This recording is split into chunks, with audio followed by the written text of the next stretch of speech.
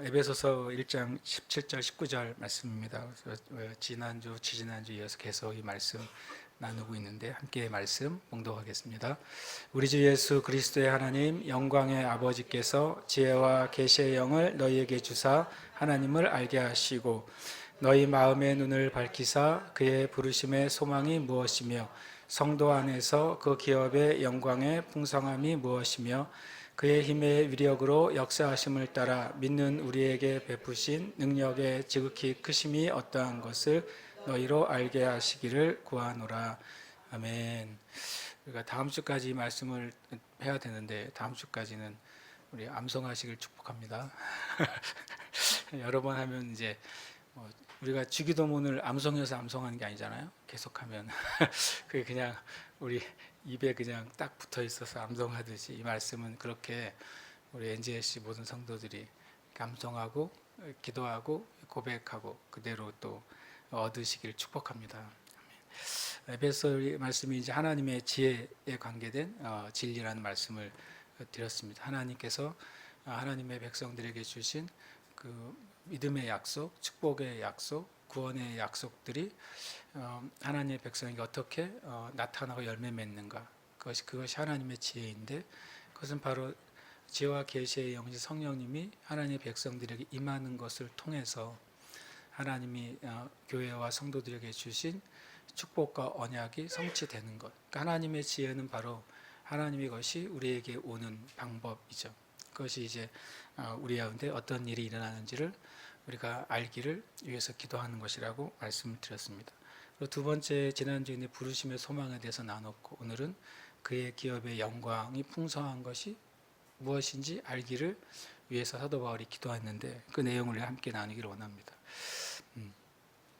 17절에 보면 우리 주 예수 그리스도 하나님 영광의 아버지께서 지혜와 계시의 영을 너희에게 주사 하나님을 알게 하시고, 하나님을 알게 하시고라고 하면 이 말씀을 그냥 따로 떼어 읽으면 지혜와 계시의 영이 임하면 예수님 믿게 되는구나 라고 생각할 수도 있는 문장이에요.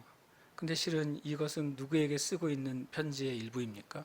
에베소에 있는 교회의 성도들에게 쓴 편지의 일부고, 에베소에 있는 에베소 교회의 성도들은 예수님을 믿고 이미 구원받은 하나님의 자녀들에게 쓴 편지이기 때문에 이것이 하나님을 안다고 하는 표현은 구원을 위한 하나님을 전혀 모르다가 하나님이 살아계신 하나님이네, 또는 창조주이시네, 그분이 나를 구원하셨네, 이거를 알게 되는 차원이 아니라는 거예요. 그래서 우리가 일반적으로 이해하는 성경의 그 문장이 누구에게 쓰여졌는지를 한번 살펴볼 때 그 의미가 달라질 수도 있는 것이죠.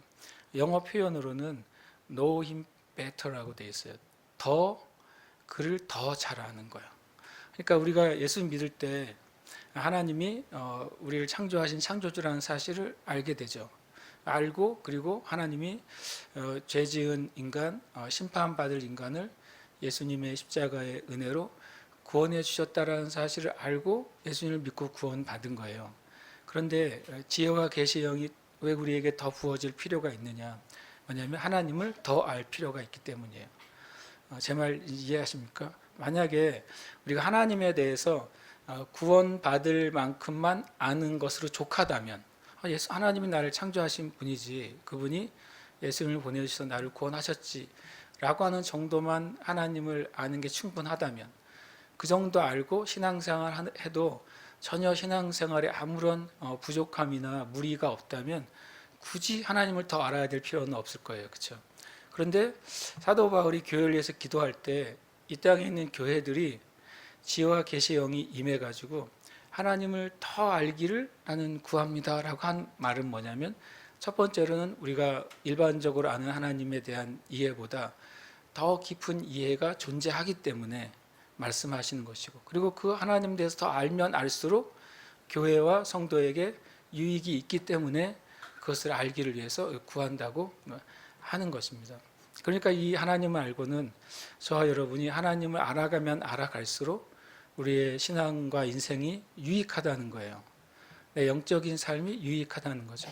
얼마나 더 깊이 하나님의 마음과 생각을 내가 깊이 이해하느냐, 그거에 따라서 우리가 하나님으로부터 얻게 되거나 우리의 삶에 얻게 되는 은혜가 크다는 것을 우리가 알게 되는 것이죠. 그래서 우리가 하나님을 알기를 기도해야 돼요. 다시 말하면 구원받은 이후에도 내 하나님에 대해서 더 깊이 알기를 원합니다라고 기도해야 되는 것이죠. 그리고 그것은 지혜와 계시의 영이신 성령님이 우리에게 지혜로 또 깨닫는 계시로 임할 때 우리에게 일어나는 것입니다. 그 기업의 영광은 무엇인가라고 말했습니다. 제가 가로를 그의 기업에라고 표현을 했어요.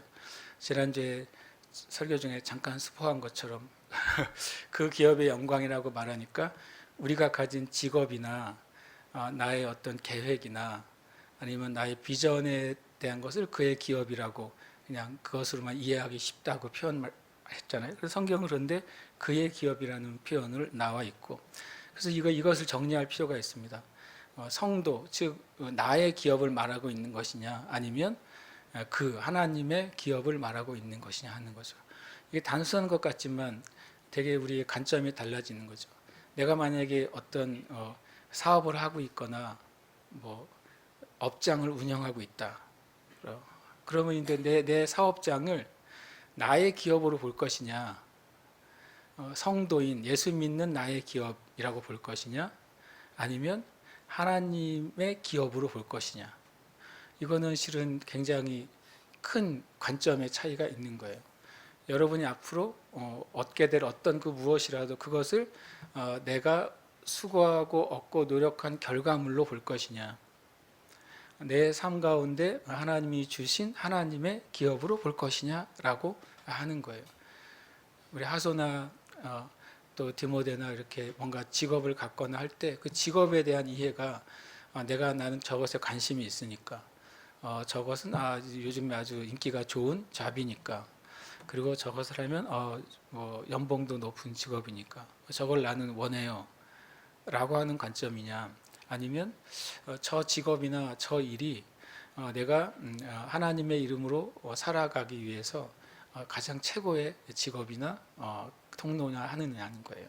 그리고 그것이 실제로 하나님 나에게 주신 것이냐라고 하는 것은 완전히 다른 차원이 되는 거죠. 나의 기업이라 그러면 나의 유익과 그리고 또 나의 성공을 위해 우리는 최선을 다할 수 있는 거예요.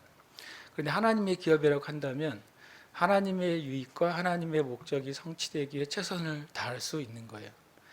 표면적으로는 비슷하지만 실제로는 완전히 다른 결과가 낳는 내용이 그의 기업이냐, 그 기업이냐 하는 말입니다. 한글 성경은 그 기업이라고 번역이 되어 있지만 실제로는 그의 기업으로 되어 있다는 거죠. 여기 보면 이제 18절에 성도 안에서 그 기업의 영광의 풍성함이 무엇이며 라고 말하고 있습니다. 근데 그 기업의 영광의 풍성함을 제가 이제 뭐 우리가 영어를 잘 모르지만 한번 찾아보면 그건 뭐냐면 맨 끝에 보면 in the saints라고 되어 있죠. 그 성도잖아요. 성도 안에 뭐가 있냐면은 하나님의 기업의 영광이 있는 거예요. 실은 다른 표현으로는 어떻게 되어 있냐면 영광스러운 기업이라고 되어 있는 게 더 많습니다. 그래서 새번역 성경이 저는 영원히 기억하지 마시고 새번역 성경이 오히려 번역을 잘해줬어요. 이 문장 이렇게 되어 있습니다. 성도 안에서 하나님의 영광스러운 상속이 얼마나 풍성한지, 이렇게 새번역 성경이 되어 있어요. 이것은 이제 오히려 새번역 성경이 이 문장은 원어의 의미를 알려주는 의미라고 제가 생각이 들어요. 그러니까 우리가 마음의 눈이 밝아지면 부르심의 소망을 깨닫게 되는데요. 그 다음에 하나님이 구원받은 하나님의 백성들 안에 영광스러운 상속을 주셨다는 사실을 깨닫게 된다는 거예요. 내가 예수 믿었을 때 구원받은 것뿐만 아니라 나에게 뭐도 주어졌다고요? 어떤 상속권이 주어졌는데, 상속된 재산이나 권리가 주어졌는데 그게 엄청 영광스러운 상속이라는 거예요. 거지가 거지에게 그 거지의 권리를 상속하면 영광스럽진 않잖아요. 얼마 전에 영국에서 엄청 오랜만에 대관식이 이루어졌잖아요. 뭐 말도 많고 탈도 많지만 그 대관식을 통해서 뭐가 상속됐어요? 놀랍게도 수백 년간 이연으로는 영국의 그 왕의 권위가 상속이 됐어요. 그래서 영국 사람들에게는 그것이 영광스러운 상속이죠. 만약 일본에서 똑같이 이제 새로운 천황이 나온다 한다면 그것도 그 천황의 권위가 상속되는 거잖아요. 나름 일본 안에서 영광스러운 상속이 되는 거잖아요. 그 상속의 영광은 누구로부터 받느냐에 달려 있는 거예요. 내가 누구냐가 아니라 나는 엄청 위대한데 내가 상속받아야 될 대상은 아무 보잘것없는 분이라면 나는 위대하지만 그분께 받는 상속은 영광스럽진 않잖아요. 그러니까 내가 위대하든 아니면 아주 하잘것없든 상관없이 누군가에게 무엇을 상속받는데 그 사람의 상태, 그 대상의 상태가 크고 높고 그리고 대단할수록 내가 받는 건 뭐예요? 영광스러운 상속이 되는 거죠. 그러니까 예수 믿는 사람들이 마음의 영의 눈이 밝아지고 성령의 충만함이 임하면 무엇을 알게 되냐면 내가 예수 믿을 때 예수님 안에서 하나님께 받은 그 상속의 어떤 것이 얼마나 영광스러운지를 깨닫게 될 거라는 거예요. 그것을 알게 되기를 위해서 기도하고 있어요. 왜냐하면 일반적으로는 알지 못한다는 뜻이에요. 그래서 예수 믿는 순간 그냥 그걸 알아버린다면 굳이 그것을 위해 사도가 나는 기도할 때마다 이걸 기도한다고 그랬거든요. 한 번이 아니라 내가 쉬지 않고 기도한다고 그랬어요. 사도 바울이요. 이것을 위해서요. 그 말은 이게 얼마큼 중요한지를 사도 바울이 이해하고 있었고 기도를 통해서 그것이 열리지 않고서는 교회가 자신이 가지고 있는 하나님으로부터 주어진 그 영광스러운 상속권과 상속물이 얼마나 큰지를 깨닫지 못한다는 의미예요. 그래서 여러분 우리가 이것을 기억해야 되는 거죠. 상속받은 것들은 이 세상의 것과 완전히 다른 영광을 가지고 있다는 거죠. 예를 들어서 그냥 사람과 사람 사이에 어떤 것을 상속받을 때 상속받을 수 있는 종류의 것들이 어떤 것이 있습니까? 예를 들어서 물질 자체를 상속받을 수 있죠. 집이나 땅이나 뭐 돈을 상속받을 수 있습니다. 그 다음에 그 집안이나 거기에 있는 가업을 상속받을 수 있죠. 했던 일들을 상속받을 수 있어요. 그러니까 뭐 대표가 바뀌는 거죠. 명의가 부모님의 명의에서 내가 상속받으면 내 명의로 대표가 바뀌는 거잖아요. 그리고 어떤 명예나 권리가 상속받을 수 있습니다. 뭐 과거에 어떤 이제 영국이나 일본이나 그런 태국이나 그런 아직도 왕정이 있는 곳에서는 자기나 직위가 상속이 되죠. 거기에 따라오는 권리도 상속이 되는 거죠. 요즘은 예를 들어서 어떤 물건에 대한 어떤 권리도 상속이 되죠. 만약에 부모가 책을 썼어요. 책을 써서 뭐 출판사로부터 얼마씩 받는 권리가 있는데 그거를 자녀가 상속받기도 합니다. 또 이제 가수가 음반을 내면 그 가수가 죽은 다음에도 그 음반에 대한 권리를 자녀가 상속받기도 하는 거죠. 그리고 또 상속 안에 포함이 됩니다. 그리고 또 하나가 상속되는 게 있는데 시민권도 상속이 되는 것이죠. 어떤 자기의 이제 정체성이죠. 정체성이 상속이 되는 거예요. 이 모든 것은 다 우리가 상속받는 것이라고 표현을 하는데 그것은 혈연 관계에 있을 때만 상속이 되죠. 그리고 그것이 증명이 될 때만 상속이 되는 거예요. 근데 그런 모든 것은 그 상속이라는 표현을 쓰는 것입니다. 이 기업은 상속이라는 단어인데요.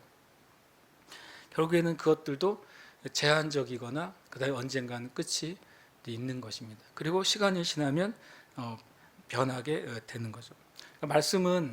이 말씀은 예수 그리스도인 안에 성도 안에 무엇인가 하나님으로부터 받은 기업이 있다는 거예요. 무엇인가 하나님께로 상속받은 것이 존재한다는 것입니다. 근데 거기다 더 나아가서 그 영광스러운 그 상속된 것이 있는데 거기에 풍성함이라는 표현을 썼어요. 풍성함은 뭐냐면 자꾸 늘어나는 거예요. 이게 참 놀라운 비밀이죠. 마치 어떤 은행에 적금을 넣어놓으면 적금을 계속 내가 매달 넣을 때마다 뭐가 또 늘어나요? 그 이자가 늘어나잖아요. 예를 들어서 대한민국의 국채를 내가 샀다. 그러면 국채를 사면 몇 년이 지나면 자꾸 이익이 늘어나잖아요. 그러니까 마치 그것처럼 예수님 믿는 사람 안에 우리가 깨달으면 알게 되는 놀라운 상속이 있다는 거예요.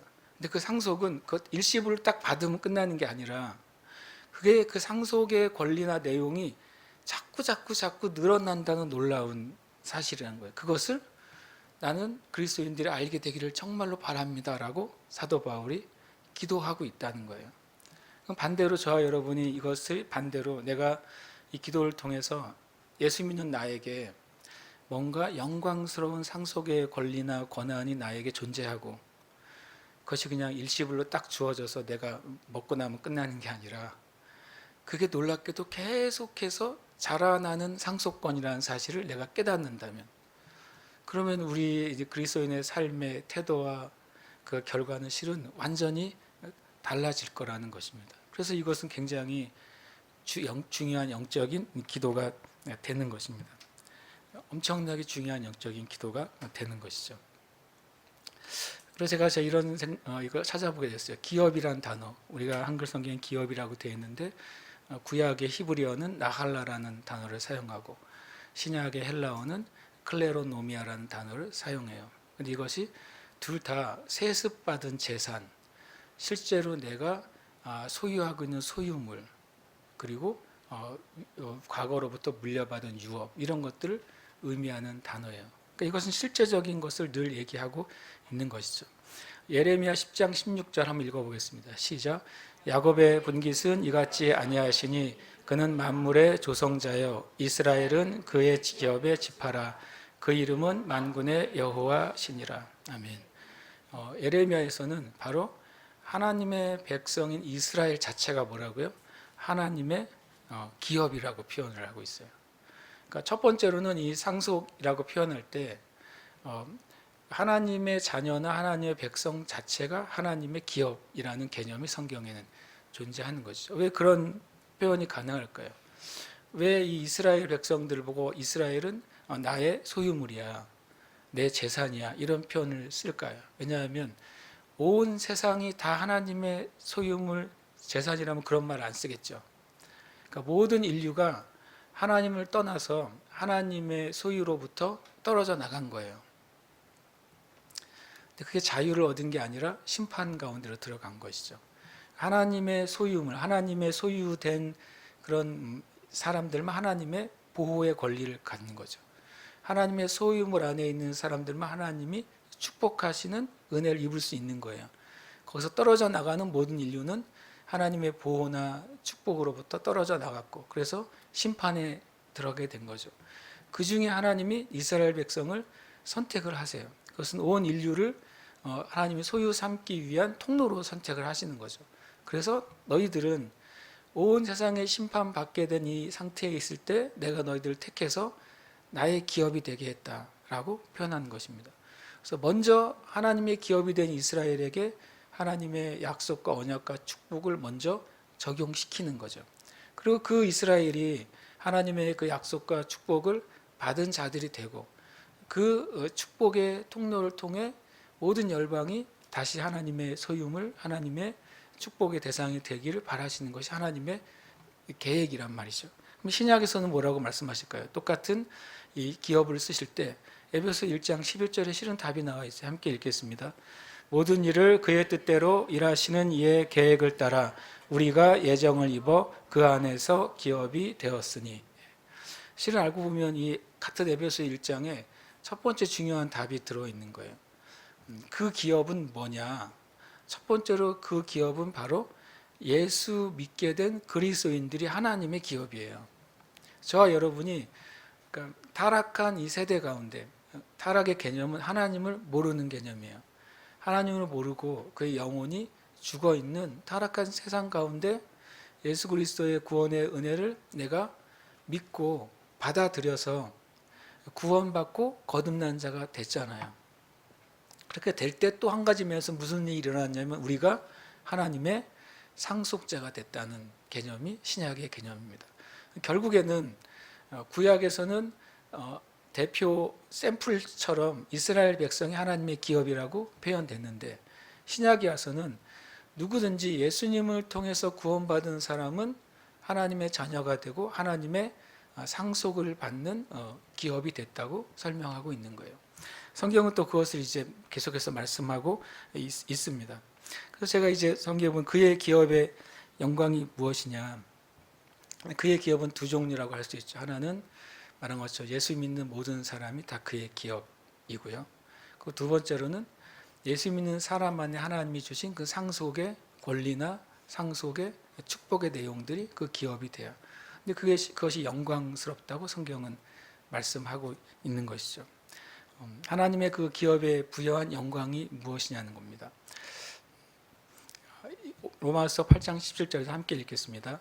자녀이면 또한 상속자 곧 하나님의 상속자여 그리스도와 함께한 상속자다. 여기서 이제 기업이라는 표현과 상속자 같은 단어를 실은 사용해요, 실제로는요.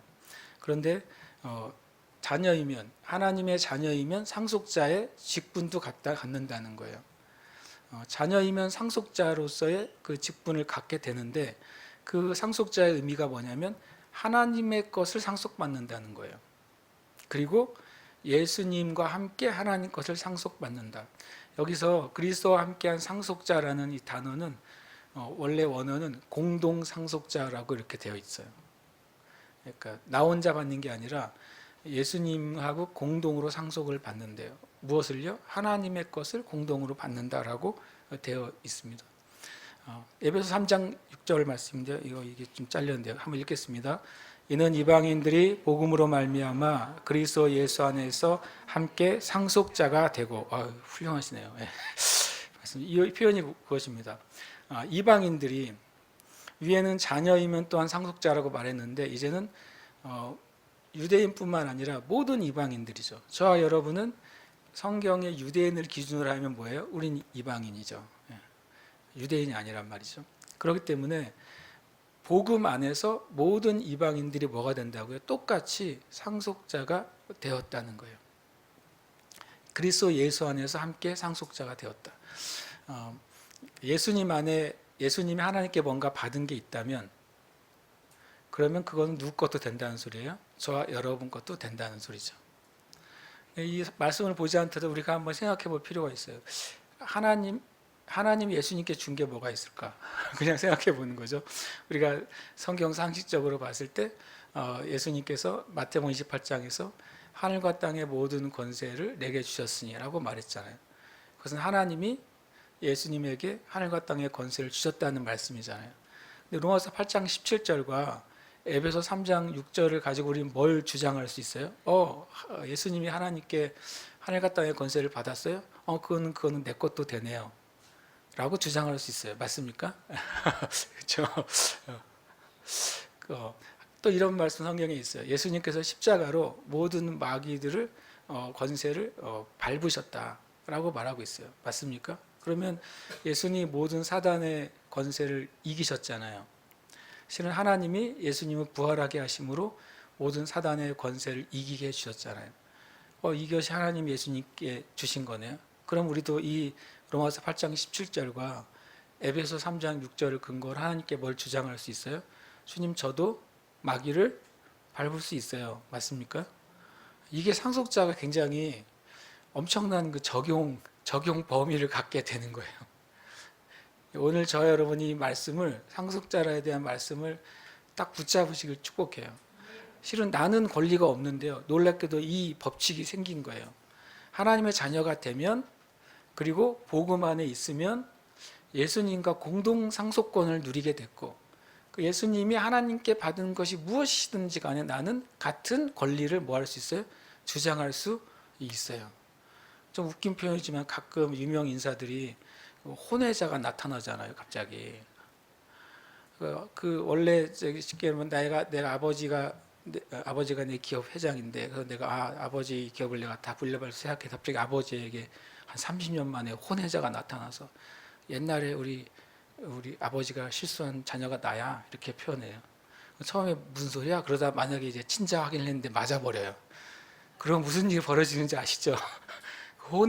혼외자도 일정 부분에 뭘 받아요? 놀랍게도 법적인 권리를 가지게 돼요. 참 우리가 보기엔 좀 이상한데 이 인간 사회에서도요, 이 혈족이 증명이 되는 순간 일부분의 권리에 대한 인정을 해요. 영적인 세계는 완전히 다른 차원입니다. 영적인 세계에서는 우리 자체는 아무 권리가 없지만 예수님 안에서 우리가 구원받은 하나님의 백성이 되었을 때 이 진리의 말씀 안에서 우리는 주님께 속한 것을 온전히 받을 수 있는 권리가 부여돼요. 이게 참 실은 여러분이 한번 깊이 생각해 보시면 뭐 화장실에서도 웃음이 나오실걸요? 진짜로요. 이거는 정말 놀라운 말씀인 거예요. 나한테 뭔가 모르지만 엄청난 게 있다니 굉장히 기분 좋은 말이잖아요. 아직 내가 지금 손에는 없는데 성경 분명히 있다고 말해요. 그러면 내가 그것을 찾아야 되지 않겠습니까? 성경 그것이 있다고 해요. 그것은 엄청난 영광스러운 것이라고 말하고 있고 그것을 아는 사람들에게 그 놀라운 것이 계속 증가되는 것이다 라고 말씀하고 있기 때문에 그럼 우리는 이걸 찾을 필요가 있어요. 그게 있는데도 뭐 찾으려고 하지 않는다면 얻을 것이 없겠죠.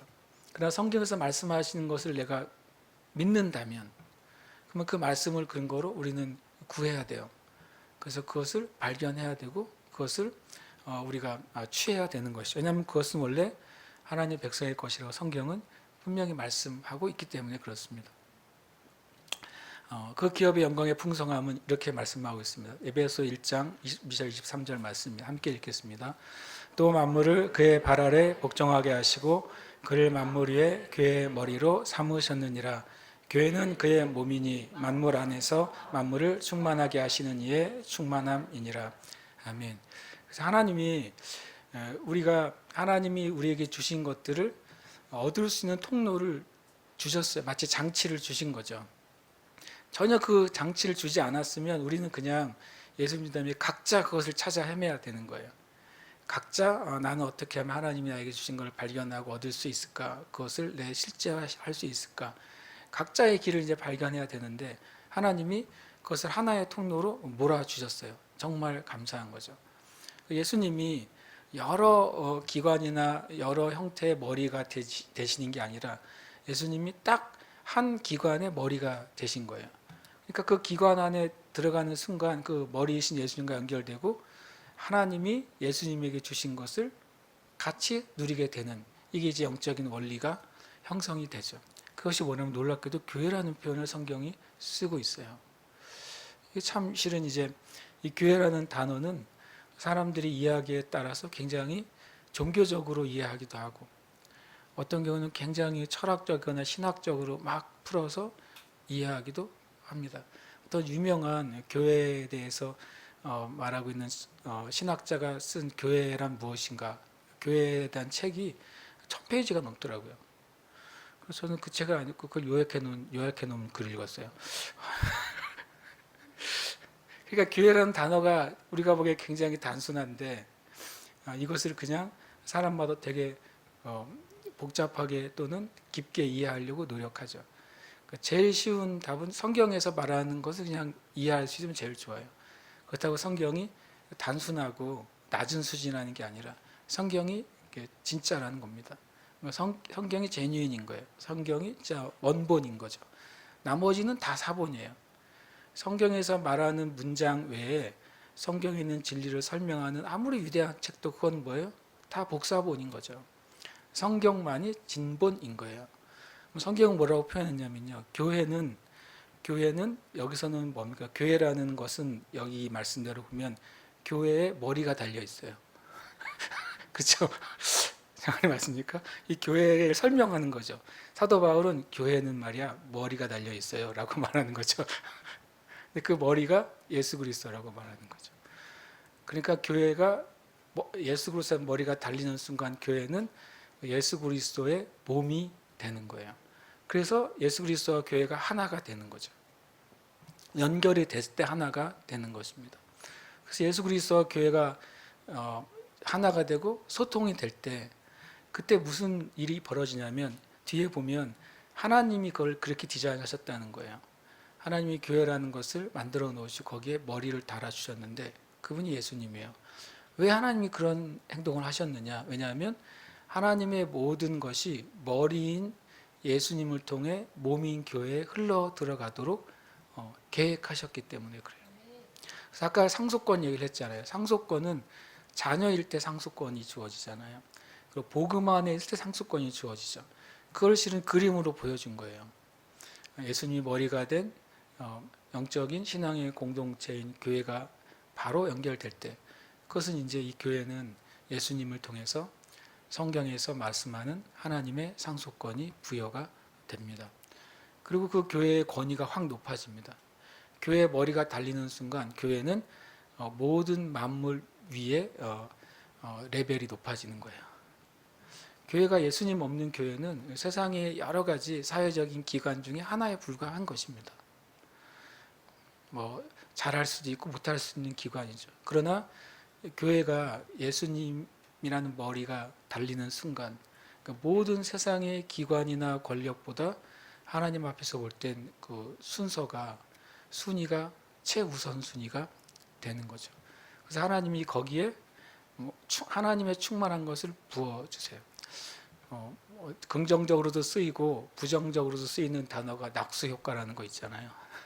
왜냐하면 이렇게 계단식으로 막 논이 있을 때 전체에 물을 대는 방법이 뭡니까? 맨 밑에 있는 계단부터 물을 붓는 게 아니라 맨 윗칸에 있는 밭에 물이 찰랑찰랑 넘치도록 그리고 계속 거기에 붓는 거죠. 왜요? 그러면 계단을 타고서 그 다음 단계도 또 밭에 물이 다 계속 닿는 거예요.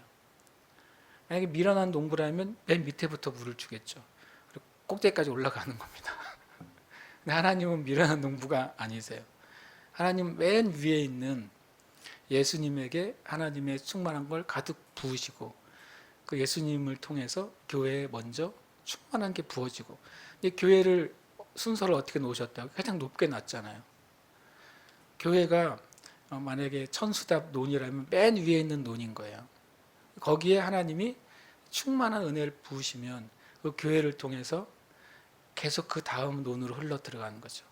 그 교회에 있는 성도들이 정치계에 가면 그 정치의 논이 물이 가득 차게 되는 거예요.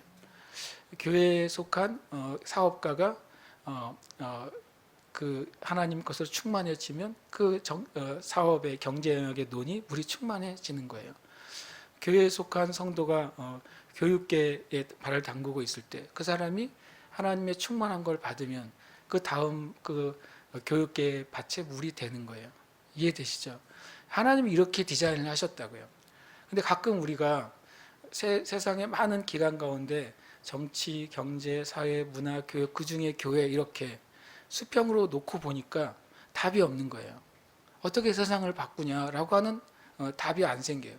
근데 실은 성경은 너무 명확하게 답을 이미 주신 거죠. 교회가 머리가 달릴 때 모든 사회의 구조나 기관 가운데 맨 위에 올라가는 거예요. 거기에 하나님이 계속 때려 붓는 거죠. 그럼 계속 넘치는 만큼 흘러갑니다. 이게 하나님의 법칙인데 우리가 그것을 만약에 모르면 교회를 어느 중간쯤에 집어넣어 놓으면 정교 분리 이런 식으로 해가지고 정치 밑에 종교를 집어넣고 나란히 집어넣고 이렇게 싸우는 거예요. 그러니까 어떻게 교회를 통해서 하나님 이 땅의 정치를 바꾸시겠어요? 바꿀 수가 없죠. 왜냐하면 교회가 맨 위에 있어야 되는 거예요. 영적인 자리를. 그렇게 되는 방법이 바로 교회가 깨닫는 것입니다. 교회가 예수님과 연결된 몸이라는 사실을 깨닫는 거예요. 그리고 하나님이 그 교회에 하나님의 모든 풍성한 것을 예수님을 통해 공급하시기로 결정하셨다는 사실을 깨닫는 거예요. 그것을 깨닫는 교회가 세상을 바꾸는 겁니다. 큰 교회가 세상을 바꾸는 게 아니라 그걸 깨닫는 교회가 크게 되거나 많아지게 되거나 또는 더 영향력을 주게 되거나 여러 가지 방법을 통해 세상을 바꾸는 거지, 형태적인 교회가 아니라 이 에베소서 1장 17, 18, 19절의 말씀대로 그것을 깨닫는 교회와 성도들이 세상을 바꾸도록 하는 것이 하나님의 디자인이에요. 그래서 우리가 이 에베소 1장 17, 18, 19절은 저는 어떤 면에서는 하나님이 세상을 경영하시는 놀라운 디자인이라고 저는 생각해요. 그래서 우리가 그것을 저 여러분이 더 잘 알게 되시길 축복합니다. 네, 마지막 주제는 하나님이 그러면 도대체 그의 기업인 그리스도인 한 사람 한 사람 또 하나님이 그리스도인을 통해 이루시는 하나님의 그 영광스러운 기업을 어떤 방식으로 축복하시느냐 하는 거예요. 고린도서 3장 9절 말씀입니다. 함께 읽겠습니다. 너희는 하나님의 밭이요 하나님의 집이니라. 아멘. 같이 읽겠습니다. 너희 안에서 행하시는 이는 하나님이시니 자기의 기쁘신 뜻을 위하여 너희에게 소원을 두고 행하게 하시나니. 아멘. 이 하나님의 기업인 그리스도인 주님의 몸이 된 교회의 지체들을 어떤 방식으로 축복하시느냐. 첫 번째로는 그 하나님의 기업이 된 백성 자체를 하나님의 집과 밭으로 삼으시면서 축복이 시작되는 거죠. 참 이 사도 바울의 비유가 기가 막히죠. 너희는 하나님의 밭이다. 하나님의 밭이라는 소리는 뭐예요? 하나님의 일터라는 거예요. 저와 여러분이 하나님의 일터예요. 그리고 하나님의 집이라고 말했어요. 집은 뭡니까? 거주하는 주소잖아요. 하나님이 우리를 축복하시는 방법, 하나님의 기업을 축복하시는 방법은 하나님이 우리 자신을, 또 다른 표현하면 주님의 몸된 교회를, 그리스도인들을 하나님의 거하는 처소하고 하나님의 일하는 직장으로 삼으시는 거죠. 그래서 하나님이 거하기 때문에 누가 못 들어와요? 도둑이 못 들어오는 거죠. 강한 자가 지키고 있을 때는 그 집에 누구도 못 들어오는 것처럼 하나님이 거주하시는 그 심령 안에는 어둠이나 악한 것이나 세상의 어떤 것도 거기를 침범할 수가 없는 거예요. 엄청난 보호 가운데 있다는 사실을 우리가 알게 되는 거죠. 하나님의 밭이라고 하는 것은 뭡니까? 하나님의 직장이죠. 여러분, 우리가 그 어떤 기업들이 엄청난 전략을 갖고 있는 CEO들을 왜 수백억을 주면서 초청을 합니까? 그 CEO가 오면은 기업이 2배, 3배 늘어나니까. 그 엄청난 전략가가 오면 이 사업이 성장을 하니까 많은 대가를 주고서 불러오잖아요. 축구팀도 그렇잖아요. 중요한 그 감독을 왜 엄청난 돈을 들여서 이렇게 불러옵니까? 왜냐하면 그가 오면 바뀌니까.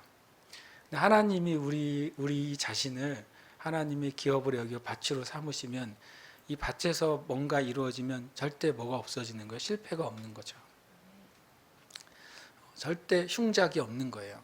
그래서 이 하나님의 기업이 하나님의 백성, 하나님의 교회, 그리스도인들을 축복하시는 방법은 우리를 주님의 거처와 주님의 일하시는 사역지로 삼으시는 거예요.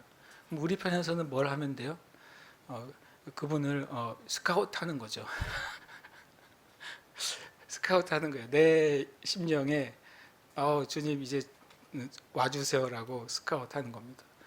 제주도 저 어딘지 모르겠지만 초등학교에 학생들이 줄어든 어느 동네는 자녀가 둘인가 셋 있으면 집을 한 채 준다는 얘기도 들었어요.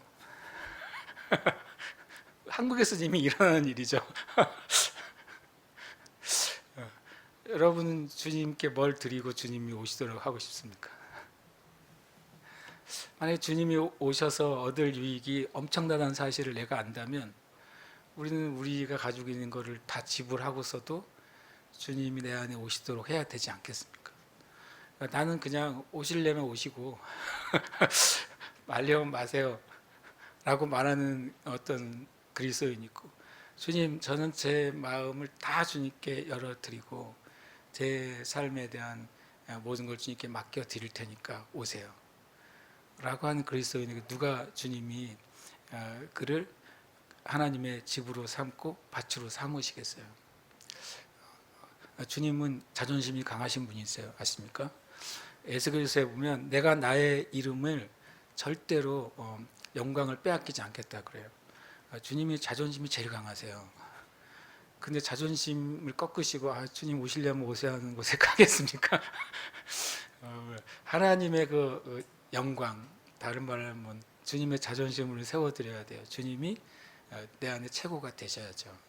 주님이 모든 결정권을 가지셔야 그분이 영광스럽게 우리 안에 거하시면서 하나님의 일을 하시지 않겠습니까? 그래서 나에게 속한 것이 나의 기업인지 하나님의 기업인지 우리가 결정해야 돼요. 실은 알고 보면은 우리가 잘 아는 것처럼 우리의 생명조차도 실상 우리 것이 아니잖아요. 우리 것처럼 지금 받아서 살고 있지만 우리 게 아니죠. 우리 것이라면 내 생명을 내가 마음대로 누리거나 줄이거나 또는 다른 사람한테 내 생명을 넘겨주거나 할 수 있어야 될 텐데 이 생명에 대한 소유권이 우리에게 없어요. 그렇다면 우리가 빨리 정신을 차리고 주님 앞에 주님이 내 안에서 행해 달라고 하나님께 권리를 양도해 드려야 돼요. 그게 제일 지혜로운 방법이고 실은 제일 빠른 방법이고 제일 확실하게 효과가 있는 방법인 것입니다.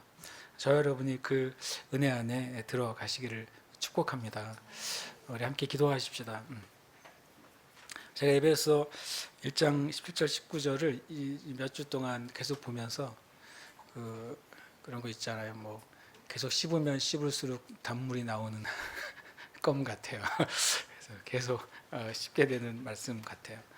우리가 이 말씀을 우리가 읽고 그리고 여기에 이름을 넣어서 우리 선포하고 기도하겠습니다. 함께 먼저 읽겠습니다. 우리 주 예수 그리스도의 하나님 영광의 아버지께서 지혜와 계시의 영을 너희에게 주사 하나님을 알게 하시고 너희 마음의 눈을 밝히사 그의 부르심의 소망이 무엇이며 성도 안에서 그 기업의 영광의 풍성함이 무엇이며 그의 힘의 위력으로 역사하심을 따라 믿는 우리에게 베푸신 능력의 지극히 크심이 어떠한 것을 너희로 알게 하시기를 구하노라. 아멘. 여기 우리와 너희에다가 우리 이름을 한번 넣어서 다시 고백하십시오. 여러분 매일 이 말씀을 고백하시길 축복해요. 다시 말하지만 주문처럼 고백하지 말고 믿음의 고백으로 고백하시고 기도하시길 축복합니다. 여기 이름을 넣어서 우리가 고백하고 주님 이 은혜가 저의 삶 가운데 온전히 임하기를 구합니다. 이 은혜가 우리 사랑하는 가족들에게 온전히 임하기를 구합니다. 이 은혜가 하나님을 거절하는 그 어떤 대상에게 임하기를 주님 구합니다. 우리가 이 시간 함께 기도하겠습니다. 고운령의 주 예수 그리스도의 하나님 영광의 아버지께서 지혜와 계시의 영을 고운령에게 주사 하나님을 알게 하시고 고운령의 마음의 눈을 밝히사 그의 부르심의 소망이 무엇이며 성도 안에서 그 기업의 영광의 풍성함이 무엇이며 그의 힘의 위력으로 역사하심을 따라 믿는 고운령에게 베푸신 능력의 지극히 크심이 어떠한 것을 고운령으로 알게 하시기를 구하노라. 아멘.